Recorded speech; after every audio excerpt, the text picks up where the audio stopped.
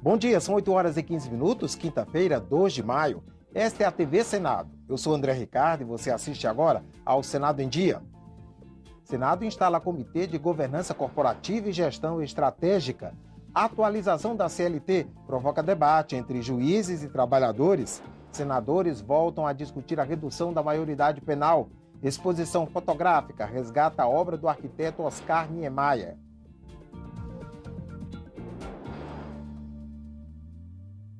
O Comitê de Governança Corporativa e Gestão Estratégica do Senado Federal foi instalado esta semana. O objetivo do comitê é garantir transparência às ações da Casa e conduzir o planejamento estratégico para os próximos anos. Após a instalação, foi realizada a primeira reunião de trabalho com o presidente Renan Calheiros. Na reunião, o presidente Renan Calheiros estabeleceu prioridades de trabalho. A primeira delas é a redução de despesas com passagens aéreas. Ele cobrou uma negociação com as empresas aéreas para a redução de tarifas. Renan também pediu ao comitê que busque parcerias com indústrias interessadas em oferecer ao Senado projetos para redução de gastos com energia elétrica, com soluções inteligentes de racionalização. O presidente Renan também pediu que o Comitê de Governança viabilize a implantação de cadastro de pessoa jurídica, o CNPJ, para que os senadores recebam a verba indenizatória separada de suas contas pessoais. De acordo com ele, a medida vai contribuir para a transparência da Casa. O comitê é presidido pelo primeiro secretário da mesa, senador Flecha Ribeiro, e coordenado pela diretora-geral do Senado, Doris Peixoto. Ficou para a quarta-feira da semana que vem a votação do parecer da comissão mista que analisa a MP 599 de 2012. O texto regulamenta a compensação de estados e municípios pelas possíveis perdas financeiras com a redução das alíquotas do ICMS. A medida provisória também institui um fundo de desenvolvimento regional. O relator da matéria, senador Walter Pinheiro, acredita que o adiamento da votação vai dar mais tempo aos parlamentares para chegarem a um consenso que seja bom para todas as unidades da federação. Sai o texto, era essa a tática que nós estávamos querendo utilizar, para a gente sentar com as bancadas a partir das emendas que foram apresentadas, e nós teríamos aqui de hoje até quarta da semana que vem, para a gente tentar ir costurando isso, e na quarta-feira, com um texto já definitivo, e obviamente conversado com todos os estados, a gente ter condição, inclusive, de votar a medida provisória, já com os caminhos da resolução pronta. Agora, é importante lembrar que se a resolução sair sem uma definição de quais as condições para implementar essa unificação de alíquotas, aí o prejuízo de estados, ou melhor, dos estados, será muito maior. O Dia Internacional do Trabalho, comemorado ontem, 1º de maio, também relembrou os 70 anos da CLT, Consolidação das Leis do Trabalho. Para juízes e advogados, ela precisa ser atualizada. Já a flexibilização dos direitos não é consenso.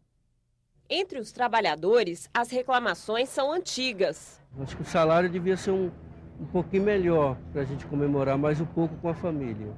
Mas este ano, os trabalhadores concordam que tem alguns motivos para comemorar. A taxa de desemprego é a menor em 10 anos. A formalização também cresceu e atinge 80% da população ativa. Além disso, os direitos trabalhistas reunidos na CLT fazem 70 anos. Eu acho que os direitos trabalhistas até que evoluíram muito. Eu acho que a gente deveria lutar por mais vantagens no trabalho. O que seriam? Creches para as mães que trabalham, que não têm onde deixar os seus filhos, já seria uma grande vantagem. A consolidação das leis trabalhistas reúne direitos como a jornada de 8 horas diárias, hora extra, FGTS e aposentadoria, conquistas confirmadas pela Constituição de 1988. E como não lembrar das domésticas, que este ano passaram a ter os mesmos direitos que os trabalhadores comuns? Os direitos das domésticas agora, né? Que é mais importante, eu acho pra mim, né? A senhora é doméstica? Sou sim. Mas o 1º de maio não é apenas de comemorações. A informalidade ainda atinge 20% da população ativa e muitos patrões não respeitam os direitos do trabalhador. O resultado são os mais de 2 milhões de processos que a Justiça do Trabalho recebe a cada ano. O presidente do Tribunal Superior do Trabalho considera que mesmo após 70 anos, Muitos princípios da CLT ainda são atuais, mas defende mudanças no texto. Terceirização. Nós não temos uma regulamentação sobre terceirização. Não temos. Hoje, o desenvolvimento de tecnologia de informação, a tecnologia de informação, a informática, vamos resumir a ideia, criou um novo mundo. As pessoas estão trabalhando. Eu tenho um sobrinho que trabalha aqui em Brasília, a empregada dele está lá em Belo Horizonte. Como é que isso é regulado? A CLT não prevê isso. Os empresários são maioria entre os clientes do advogado Luiz Gustavo Mulha. Ele conta que o setor privado pede a flexibilização dos direitos trabalhistas para reduzir os custos na produção. Qual seria o pontapé inicial? Seria a gente rever efetivamente os impostos em cima de cada salário. Então eu falo o quê? O imposto de renda, o INSS. Porque tudo isso, além de eu ter que pagar para o empregado, aí você fala, mas você está pagando para o empregado, está sendo descontado do empregado. Sim, mas eu também tenho a contrapartida do empregador. Eu não posso esquecer que eu tenho 8% de FGTS. Eu não posso esquecer que eu tenho 50% de multa de FGTS. Ah, mas o trabalhador recebe 40%, sim. 10% fica retido como um imposto. Os custos de hoje podem se traduzir no desemprego amanhã. Portanto, nós temos que atuar amplamente sobre uma agenda para que tenhamos, evidentemente, perspectiva de ganhos salariais, mas sempre lembrando que os ganhos salariais só são sustentáveis se a eles corresponderem também ganhos de produtividade. A flexibilização não é consenso no judiciário nem no legislativo. Sempre que tem uma crise econômica, tem que flexibilizar para que não se perca emprego. Ora, por que quem ganha muito não reduz os seus custos? E porque sempre tem que ser penalizado os direitos e o emprego dos trabalhadores? Eu faço uma diferenciação básica. Quando eu falo que a CLT precisa de ser atualizada, eu não quero dizer que a CLT deve ser flexibilizada. Os direitos trabalhistas são flexibilizados. Crimes cometidos por adolescentes nas últimas semanas reacenderam a polêmica em torno da redução da maioridade penal. No Senado, existem 5 propostas que alteram a legislação sobre o assunto. O Brasil tem quase 20 mil crianças e adolescentes internados em centros para jovens em conflito com a lei. Antes de completar 18 anos, eles se envolveram em roubos, tráfico de drogas, estupros e até assassinatos. Pela Constituição, os menores não podem ser condenados pelas regras do Código Penal. O sujeito de 17 anos que pega uma escopeta e mete um tiro na cabeça de alguém não sabe o que está fazendo. É uma criança, isso é uma brincadeira. É uma temeridade zombar da sociedade. Os índices de violência hoje no país não é em função da criança e do adolescente. A criança e o adolescente ela é vítima também de todo um processo de exclusão, de todo um processo também de violência que existe no país. Um crime em São Paulo reacendeu a polêmica. O jovem Vitor Hugo Deppmann foi assassinado por outro menor de idade. O autor do disparo completou 18 anos apenas 3 dias depois do crime.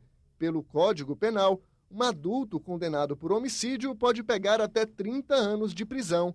Pelo Estatuto da Criança e do Adolescente, a medida socioeducativa é de no máximo 3 anos. É preciso que se coíba essa prática de que o menor de 17, menos de 18 anos possa praticar crimes e sair ileso com a pena simplesmente socioeducativa.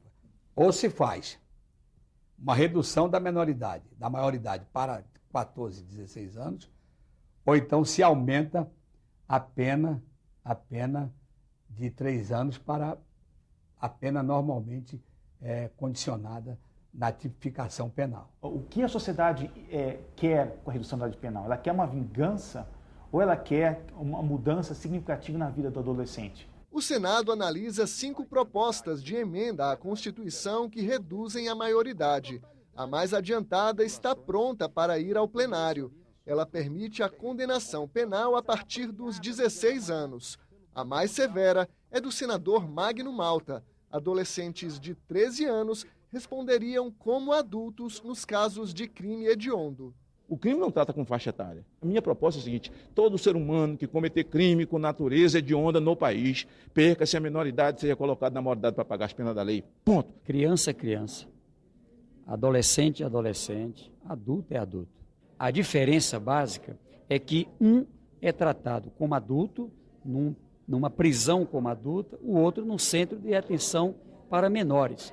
A aposta que a nossa sociedade, de forma moderna, faz é de que é possível recuperar. Outras 3 PECs tramitam em conjunto na Comissão de Constituição e Justiça.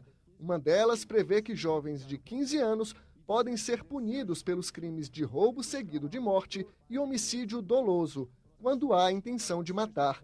Outra proposta reduz em todos os casos a maioridade de 18 para 16 anos. Nós entendemos que temos que fazer o quê? É reduzir a maioridade. Aos 16 anos, o jovem passaria o quê? A responder pelos crimes, a responder por todas as ações do seu dia a dia, passaria a ter o voto obrigatório e não facultativo, e ele teria direito também de tirar a carteira, de montar o seu negócio, de montar a sua empresa e até de casar. Eu acho que esse não é o caminho para acabar com a violência no país, não é você garantindo que um jovem de 16 anos cumprirá da mesma forma a pena que um de 18, de 20, 30, 50 anos de idade, que vai fazer com que diminua o nível de criminalidade. O líder do PSDB sugere uma proposta intermediária para os crimes hediondos. Eu acho que a regra dos 18 anos deve ser mantida, mas em alguns casos, o juiz da vara da infância e da juventude pode, mediante um processo de apuração da personalidade do jovem,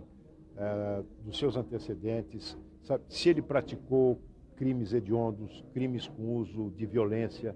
Nesses casos, depois de apuradas essas circunstâncias, o juiz pode determinar a desconsideração da minoridade e aplicar a lei penal já a partir de 16 anos. A maioridade penal varia ao redor do mundo. Nas 10 maiores economias do planeta, os Estados Unidos são os mais rigorosos. Em alguns casos, crianças de 6 anos podem ser punidas criminalmente. China, Japão, Alemanha, Itália e Rússia têm maioridade aos 14 anos. França, aos 13. Os brasileiros só podem ser condenados penalmente a partir dos 18 anos. Na Inglaterra, aos 10 e na Índia, aos 7 anos. O Brasil não pode ficar ausente da realidade internacional. E nós estamos aqui, sobretudo, diante da realidade nacional, da violência crescente, especialmente nos grandes centros urbanos do país. Esse promotor critica a mudança. Para ele, a redução da maioridade penal não vai diminuir a criminalidade. O aperfeiçoamento das medidas socioeducativas, sim, podem contribuir para que haja mudança na vida do adolescente e ele passe a respeitar o patrimônio, a vida e a integridade dos outros. Desde 1998, a artista Carolina Bopin vem fotografando as obras de Oscar Niemeyer. Detalhe, com câmera analógica. O resultado é a exposição do abstrato ao concreto, que pode ser vista no Senado. São 40 fotografias dos monumentos projetados por Oscar Niemeyer. Tudo registrado por um ângulo diferente. O Palácio do Congresso Nacional, a Catedral de Brasília, o Teatro Nacional e outras obras. A autora das fotos quis despertar percepções. Depende da maneira como você vê. Dependendo da forma como você olha, você enxerga coisas diferentes, né? A ideia é essa. Ideias, reflexões, questionamentos. Marcas do arquiteto mais importante do Brasil. Ele sempre defendeu, junto com Darcy Ribeiro, né, a posição dele.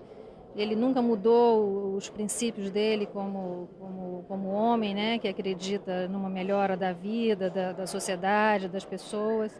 Então eu fiz questão de trazer também uma instalação aonde aqui para o Senado eu achei apropriada, para que as pessoas pensem um pouco mais a respeito daquilo que elas podem fazer de melhor. Além de homenagear Niemeyer, a exposição do abstrato ao concreto comemora os 53 anos de Brasília e pode ser vista até 4 de maio, das 9 às 17 horas, inclusive nos finais de semana. A entrada é gratuita.